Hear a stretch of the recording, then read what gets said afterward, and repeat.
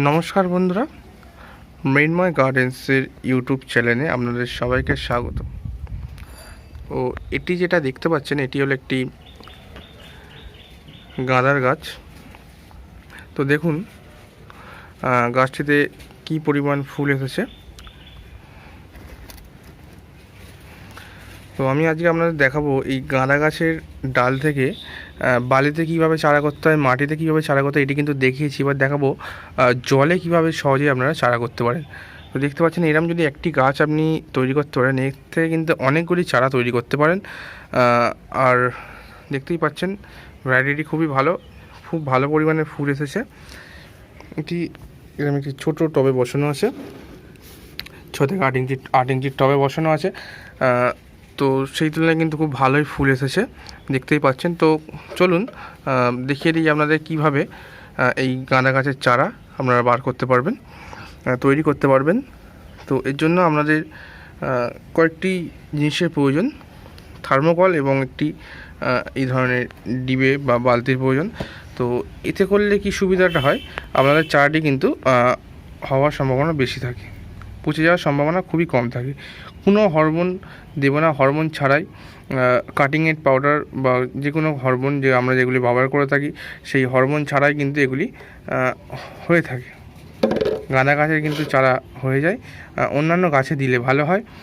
এতেও কিন্তু আমরা হরমোন ব্যবহার করে যারা প্রথম দিকে করে, কিন্তু এই সময়টা করলে শীতকালের দিকে গাঁদা গাছের চারা আপনিই হয়ে যায়।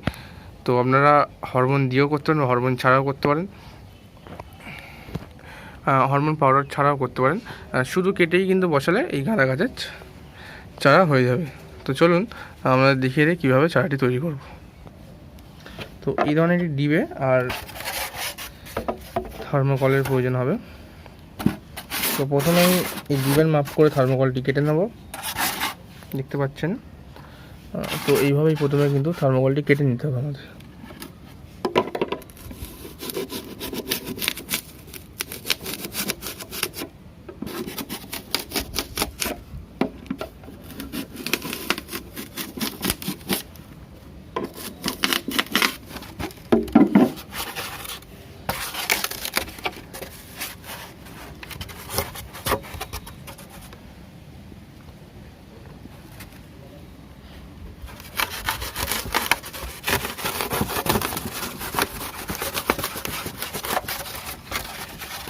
তো এইভাবে থার্মোকলটি কেটে নেবেন এবং যেন এই ডিবের মাপে হয়, ঠিক। আর একটু কাটলেই হয়ে যাবে হয়তো।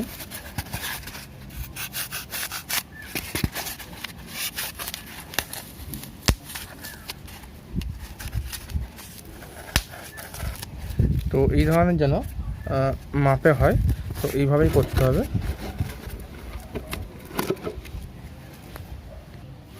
এরপর যেটা করতে হবে, এরপর আপনারা এই যে জায়গাটা নিয়েছেন এতে কিন্তু পুরো জল ভরে দিতে হবে।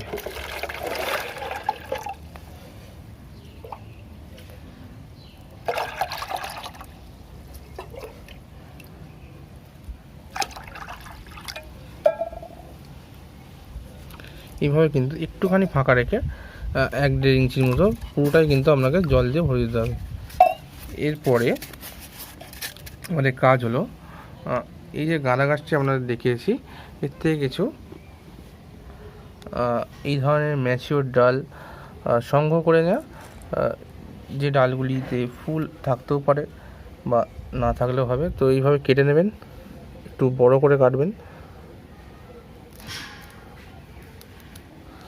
এই ধরনের কিছু ডাল কিন্তু আপনাকে এর থেকে কেটে নিতে হবে।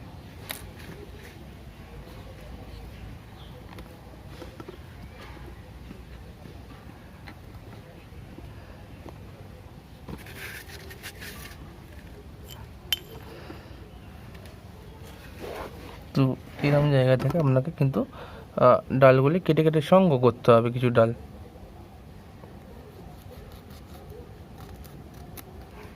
এইভাবে কিন্তু আপনাকে ডালটি কেটে সংগ্রহ করতে হবে। তো এক্ষেত্রে আমার কাছে কিন্তু অনেকগুলি গাছ আছে, আমি একটি গাছ থেকে সংগ্রহ করবো না, সবকটি গাছ থেকে সংগ্রহ করে করে লাগাবো।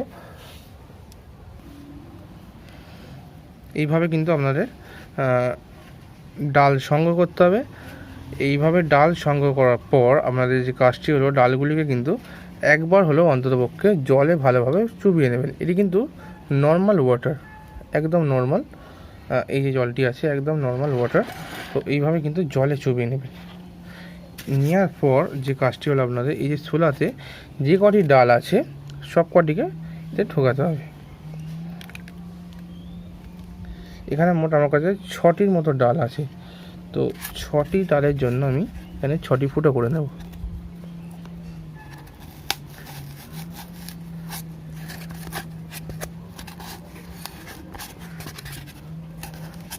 একটা,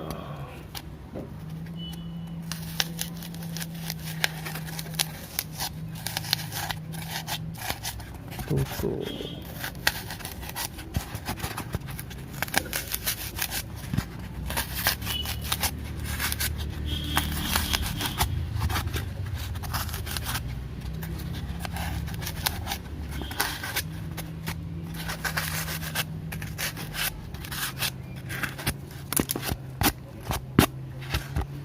এইভাবে কিন্তু প্রত্যেকটি ডাল আপনাকে এতে এইরকমভাবে ঠিক এইরকমভাবে কিছুটা বেরিয়ে থাকবে এবং বাকি অংশটা কিন্তু ওপরে থাকবে।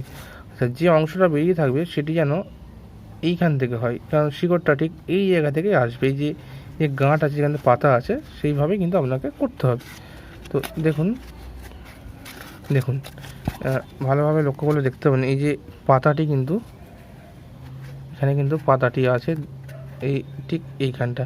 তো এইখান থেকে কিন্তু শিকড় বেরোবে, সেইভাবেই কিন্তু প্রত্যেকটা ডাল আপনারা দেওয়ার চেষ্টা করবেন।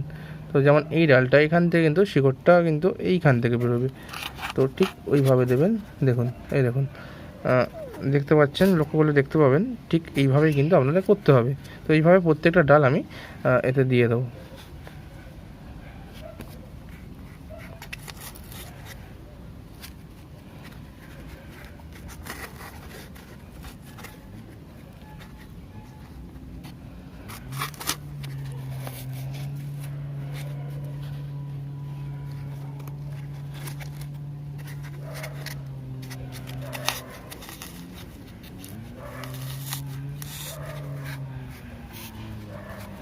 দেখুন প্রত্যেক ক্ষেত্রে কিন্তু তাই। যদি আপনারা চান এতে কিন্তু আরও ডাল এতে অ্যাড করতে পারেন, করে ঠিক এইভাবে দিয়ে দেবেন।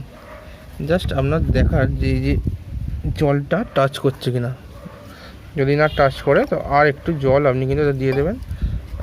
দেখুন ঠিক এইভাবে এবার কিন্তু ছোলাগুলি কিন্তু জলটা টাচ করছে। তো ডালগুলি কিন্তু জল টাচ করেছে। আমি ভালোভাবে আপনাদের দেখিয়ে দিই। দেখুন দেখুন ডালগুলি কিন্তু জলে টাচ করে আছে। তো এগুলি কিন্তু অবশ্যই শিকড় বেরোবে। আর এইরকমভাবে করার পরে কিন্তু অবশ্যই গাছটিকে আপনাদের একটি গুরুত্বপূর্ণ কাজ যেটি হলো ছাওয়ার মধ্যে রেখে দেবেন। যে কোনো জায়গায় যেখানে সূর্যের আলো কম পড়ে, কদিন মিনিমাম 5 থেকে 6 দিন রাখতেই হবে। তো তারপরে কিন্তু এর শিকড় বেরিয়ে আসবে, তখন আবার একে প্রতিস্থাপন করে দেবেন। এইটুকুই ব্যাপার, বেশ। তো গাঁদা গাছগুলি বসিয়েছিলাম আজকে 6 থেকে 7 দিন হয়ে গেছে। তো 7 দিন পরের আপডেট দেখতে পাচ্ছেন যে ফুলগুলি ছিল কিন্তু ফোটা শুরু হয়ে গেছে। যেহেতু কেটে বসেছি সেহেতু কিন্তু ফুলের ওপর কিন্তু একটু প্রভাব পড়বে, হালকা হলেও ফুলগুলি একটু আলাদা ধরনের হয়ে যেতে পারে। তো সেক্ষেত্রে দেখুন এরকমভাবে কিন্তু গাছগুলি আছে, একইভাবে রেখে দিয়েছি আপনাকে যেভাবে দেখিয়েছিলাম। কোনো রকম জল পাল্টায়নি, জল আপনারা চাইলে কিন্তু পাল্টাতে পারেন। তো এখন দেখুন কিন্তু এতে কিন্তু গোড়া আসা শুরু হয়ে গেছে। তো এই মতো অবস্থায় আপনারা কিন্তু তুলে এই গাছগুলিকে শিফট করতে পারেন। তো আপনারা দেখিয়ে দিই কী পরিমাণে গোড়া বেরিয়েছে।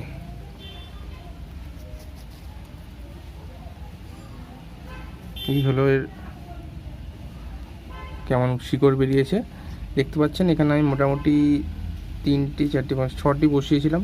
তো প্রত্যেকটা গাছেই কিন্তু বা ডালেই শিকড় কি সুন্দর গজিয়েছে। আপনারা চাইলে এইরকমভাবে হাইড্রোপনিক্যালি রেখে দিতে পারেন, এতেও কিন্তু গাছ গ্রো হবে। তো জলটা পাল্টে দেওয়ার চেষ্টা করবেন, আর কিছুই করতে হবে না। দেখুন অনেকটা জল কিন্তু কমে গেছে।